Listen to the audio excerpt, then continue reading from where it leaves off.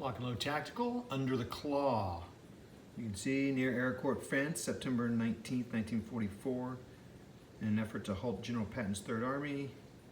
So basically this takes place at Aircourt in Lorraine.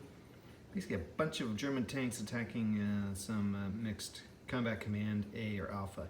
I didn't think they called them Combat Command Alpha, but I'll have to check into that. Okay, sorry for shaky cam. I'm leaning over. Let's get to see the board. Okay, I think we got a little bit better stable stand here. Maybe bounce around a little bit, but we got a Stug, a 3 and a 4, and 2 5s. Panthers. I'm supposed to have 2 other 5s, but I don't see them in the kit anywhere, so I'm going to have to then tell you about that in just a minute.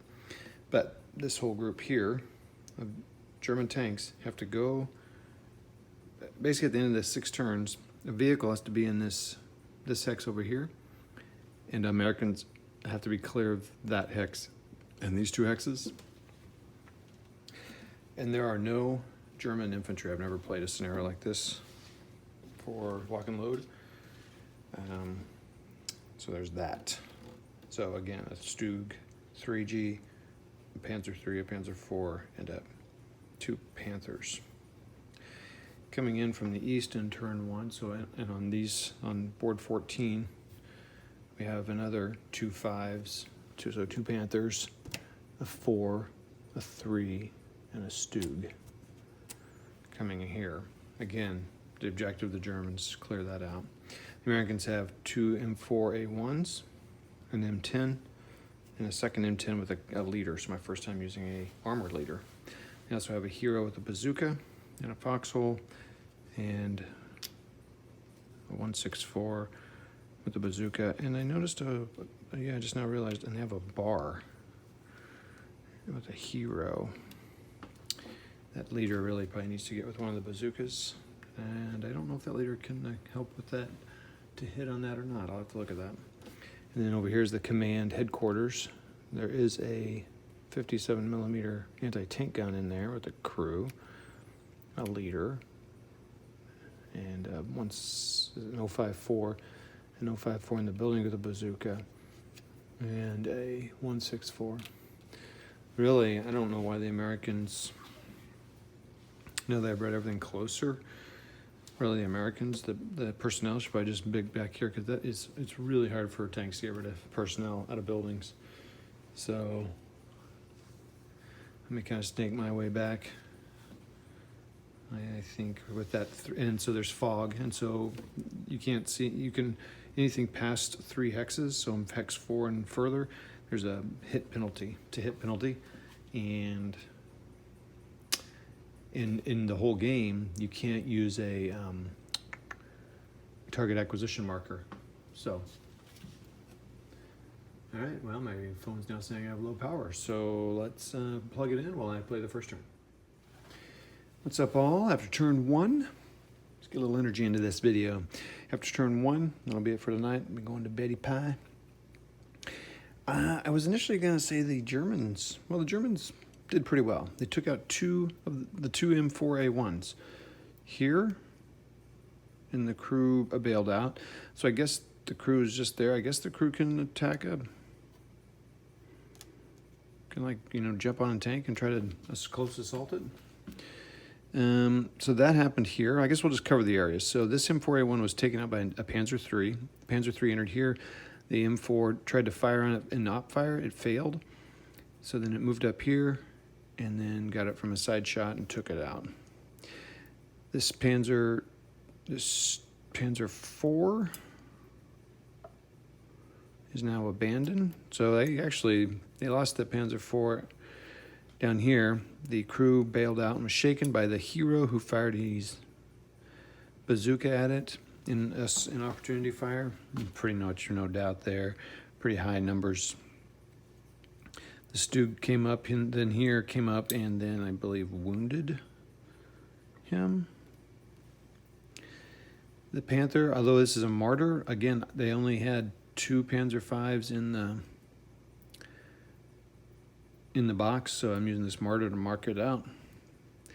Anyway, I just basically moved up here to take on this this M10 here. It'll be interesting to see what happens there. This Panzer V here. So these two Panzers came on from the east. This one went around, was fired up by the bazooka, and missed. The bazooka missed. Back over here, the Stug 3 and the Panzer 3 came around to take pot shots at the M10, but they had too much movement, and the M10 at the end of the turn was the last thing to move because everything else had moved. Came around here and took out one of the Panthers. So one of the 4 Panthers is out of the game. Wreck there. Good shooting by Sergeant Darius. This Panther it was an assault movement and op fired on him, but it was terrible because of the wreck there and he missed. The M4 was lost here as it tried to defend. I think this Panther actually took him out. 1, 2, 3. This Panther took him out, and then this, because then this guy started moving up. Decided not to take on these crew here, which I was going to sacrifice the 4 for that, but he came up. He was open. He still is open. These crew fired on him and missed, and then he fired on him and shook that crew. So that squad. So they're essentially effective. So I'll start moving them back.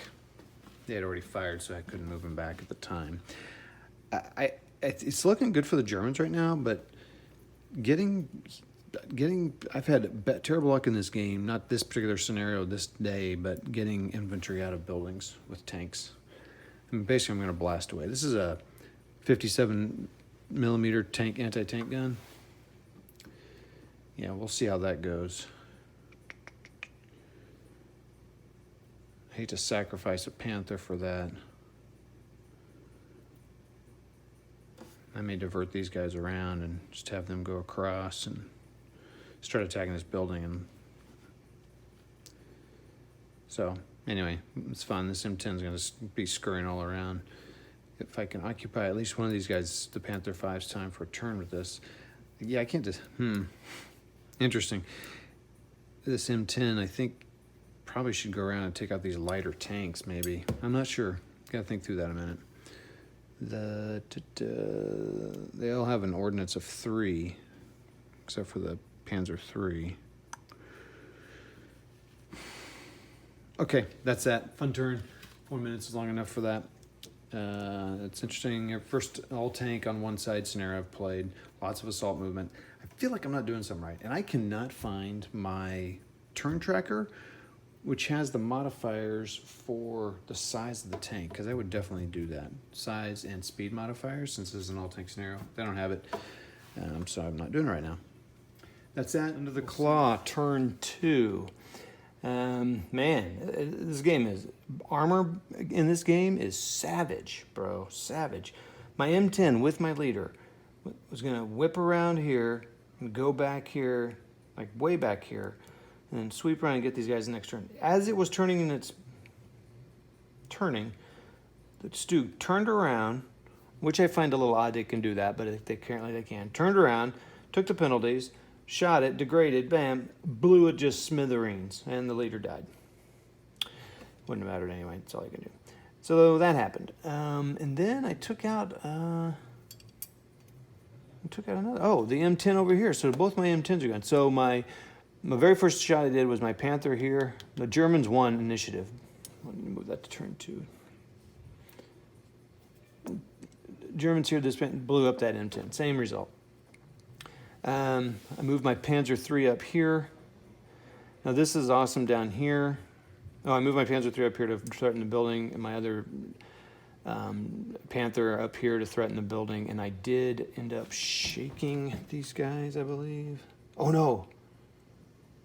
This is awesome. All right, so this guy moved up here, blasted him with his tank, with his gun and his machine guns. The machine gun, I broke him, and then I broke him again, so it was going to destroy him, but I rolled a 1 on my damage check, so out of that I spawned a hero. I think that's awesome. With a bazooka, Deadeye, which doubles his range. I don't know if it doubles the range of the ordnance weapon, but we're going to do it. How awesome would that be if this hero starts taking out tanks? Bam, bam, bam. How cool would that be? And it wins them the day. I think that'll be awesome.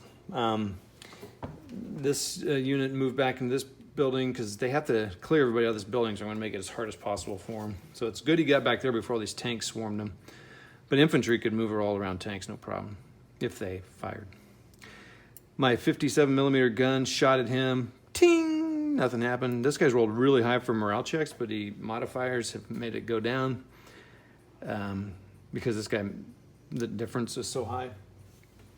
So then this Panther moved up and laid waste and broke everybody in that. So a leader, a squad, and the gun all broke.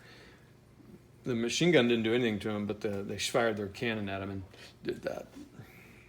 This guy wasted, this Panzer IV wasted out these guys here. This guy shot here and, shook those guys. So they're not going to be able to do anything. The heroes can rally. Oh yeah, my other hero's here. So this is fun. This hero here shot at him, plinged off, nothing happened. This guy shot at him, bling, nothing happened. So we got a wounded leader here. I almost think I should leave here and get up in here to the battle. Forget this guy for now.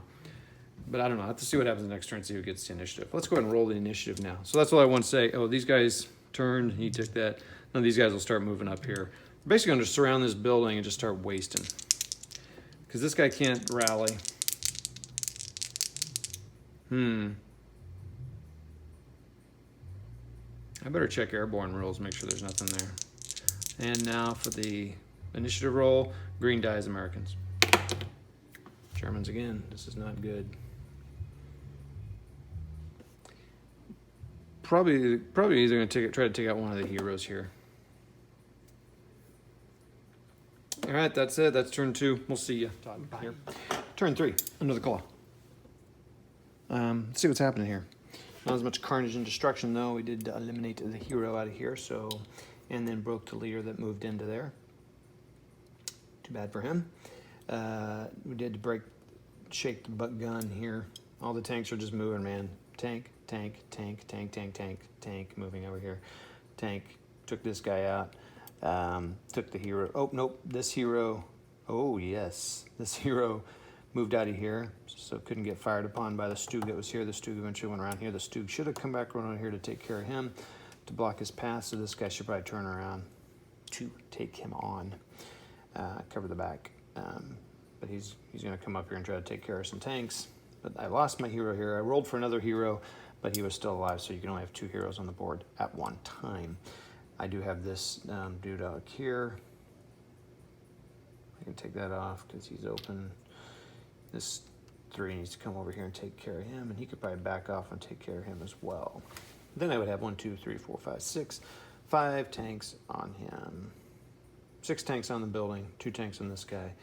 But this guy is breaking, and this guy moved in here. Let's see who has the initiative. I think that's pretty much all I have to say about turn 3. Germans get it again into turn 4. All right, that's it, boys and girls. We'll chat at you after turn 4. See ya. Ball. Turn 3. No, turn 4. Well, my hero passed away when he went to go move into here. He was getting ready to close assault into here. This guy turned around and shot him. Like blasted him out. He was already wounded, so that didn't take much. He had positioned himself to take care of him when he moved, but he did it. I think it's a little odd that they can just turn when they're, facing him, but that's the way it works. So now we're even more of okay corral, just like surrounded. He's shaking, gun shaking. We could do this live here. So let's go. Let's see. First of all, who gets initiative? Germans have had it every turn. Oh, the Americans get it. Shift wax. I can't find my little turn record track, so it's probably in my Wwii game. So they get to rally. So let's see if this guy can rally. It's a 7. He gets a 9 because he's in terrain modification. So 9. He's fine. And his gun is a 6, and he's got a leadership, so he just needs a 10 or less. 8. Good thing that was all the case. He would have got it anyway because he had the cover. So they're going to have to really blast these guys if they're going to win this game. And this guy needs a 8, so he's good too. So, oh, there's a guy underneath him. Get my glasses on. So the leader rallies. He has no modification, so you can rally this guy. He's at a 7, and he does not. So the leader will take the weapon, the bazooka, and that's that. So we're moving to turn 5 with the Americans getting the initiative. Oh, I did have a guy try to. Oh, what happened to him? Oh, I had a guy close assault this guy. He failed and bounced back. This guy blasted him out. Half squad. And then these guys now have the bar there. I can't decide if they should close assault or just sit there. Because, I mean, as long as they're in there, they're good. So I think they should wait. And this guy should have waited here, but didn't matter. He died anyway. All right. So that'll be turn 5. We'll see you after turn 5. Bye. All right. Look at that zoomed in action there. Do not move the camera. It'll get shaky. Whoa. Okay. Well, here we are surrounding it. Well, fire upon fire upon fire. Get rid of the wounded the leader, and then took him out, and then broke the weapons team, and then killed the weapons team, and then this tank was able to move in because no one was in there. We have 2 tanks here, so now they can activate them in the same turn because you activate a hex. The only guys we got left is a broken squad here and a broken leader here at the end. Is that squad still there? Nope, just the broken leader. All right, so we have a broken leader and a broken half squad. This guy can't rally. This is it, turn 6. Let's, first of all, we can see who gets initiative. Germans do again. So Germans had it 5 out of 6 turns. Let's go ahead and rally this guy here. Leadership morale is 1. I don't know if their leadership morale affects their own, but it doesn't matter. So he's an 8. He gets a 9, so he's broken. He can't do anything. But if they're still in the building, they're good. Let's check that. Under the claw, under the claw. I shouldn't be doing this on the video. I'm trying to make these fast. 86.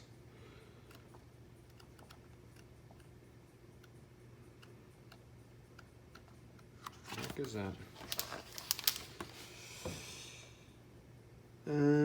Oh, no good order American unit. Oh, now there they've won. We must eliminate all American units in the HQ element. Oh shoot, who is that? I can't remember who that was now. I think that guy was still part of the HQ element, so he's still. So they have to eliminate him. They have to eliminate this guy. He's not a part of the HQ element. And he's not good order, and he won't be. So if they can eliminate this guy, they win. So I'll catch you at the end of turn 6. Let's go ahead and keep the camera here, and I'll be right back. All right, turn 6, under the claw, game over. I just now realize that 4 and 5 were filmed vertically. Boo. I will not show that if I can at all help it. That really makes me sad. Because I didn't notice it, and then I played on, so we'll see. If I can flip them, great. If I can't, I'm not going to show them. I can't stand vertical, but I don't know. Maybe I'll show them. I don't know. So if you saw them, you're like, Todd, you made the decision. Just relax. All right. Anyway, so game over. Game turn 6. Got rid of the unit out of here. This guy's going to face 9 machine gun shots and 7 ordnance shots. He's not of the original HQ, so I don't need to get rid of him. He's not in good order. He's good. And our unit occupies that space. So we're good. Took it over. Great. Good fun. We're learning all that. Fun learning the armor rules. Let me tell you, I made the right choice going with lock and load tactical. You can't beat the depth of ASL. Just can't beat it. And honestly, I don't think you can beat the depth of ATS, which is less than ASL, but incredible depth in ATS, Advanced Shellboard. Number of scenarios for both are amazing. ASL, of course, is more. The community for ASL, of course, is way more engaged in any game, almost any game I know, wargame. It's amazing. That's the one thing I miss about that group. I mean, there's like 15 strong players here in St. Louis. I don't mean tournament league level players like 5 or 6, and then there's probably another 10 that just play regularly. great blogs. I could just go on. I always say about this stuff. I say all that because I want to make sure I stay friends with ASL people. Just kidding. Well, not just kidding, but you know what I mean. Blah, blah, blah. ATS, great. I got a couple really cool local players. Mitch being one of them. And there's some cool people I know that are playing that and learning that with him. But I tell you what, I can play this. I can get this game cranked out. I can play it and not a lot of overhead. The one thing, caveat, is that it's so easy, much easier than those games, that I think I overlook stuff and I forget some of the depth. Like maybe some of the units get special rules or something like that. But as Kev from Big Board says, get playing, just play it. Anyway, Under the Claw, very good. I do not know how the Americans can win this one. Some good rolls. I got to learn how to keep those American M10s out of the way. They got some good guns. I was trying to scoot and shoot and scoot around behind people. I got 1 or 2 down. I destroyed 1 Panther immediately, but that was all she wrote. I mean, the tank battle in here is brutal. What's for the Americans, man? So, and the bazookas did jack. I need to get them to the rear of the people. So I started to want to do that, but I guess I did paralyze a tank down here. But I don't know, I gotta think that. But anyway, very much fun. I would play this again, but of course I'm not going to. I'm going to play other scenarios. Great fun. Really enjoy Lock and Load Tactical. Like the maps, like the art. There's some things about the counters I wish were a little more readable, but anywho, it's so funny. I've been standing playing this game, but my watch says, no, you're not standing because I'm not moving around. Anywho, good times. Enjoyed it. Under the Claw. Game over. German victory. And as an attacker, yay. Well, you know, I played both sides, but, you know, I always want to try to win as the attacker on the side, so. All right, that's that. We'll see if I put the other videos in there in the compilation. I don't know why I want to finish this way, but I'm going to say it. Hey, all you guys watching, love y'all, man. Keep it up, keep it positive, keep playing, keep rolling dice, keep supporting each other. Chad Jensen, we support you, man. See you later.